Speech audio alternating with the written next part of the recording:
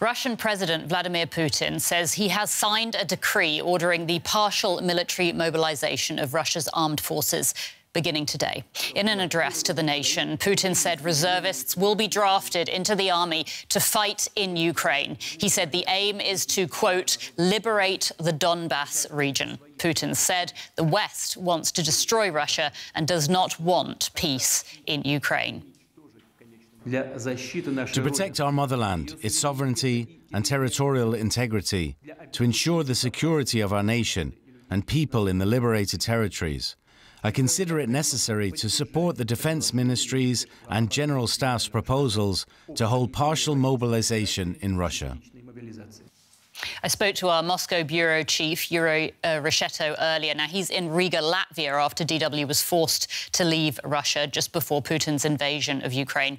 And I asked him what this partial mobilization means. Well, this actually so-called partial mobilization is exactly what was expected and mostly feared in Russia.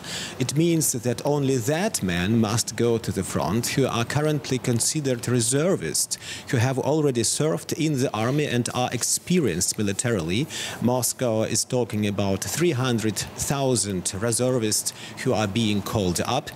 Putin justified this decision by saying that the West wants to destroy Russia and that the country must defend itself. However, politically, mobilization is a very difficult subject. The Russian president has once again brought nuclear weapons into play. He too, the responsibility for alleged blackmail he has transferred to the West. Here too, Russia must defend itself, he says, according to Putin.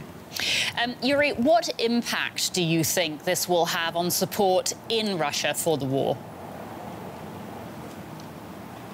Mobilization is extremely unpopular and it would change the mood in the country completely, I think. It would mean that the war would become a reality for many Russian families, whether they want it to or not.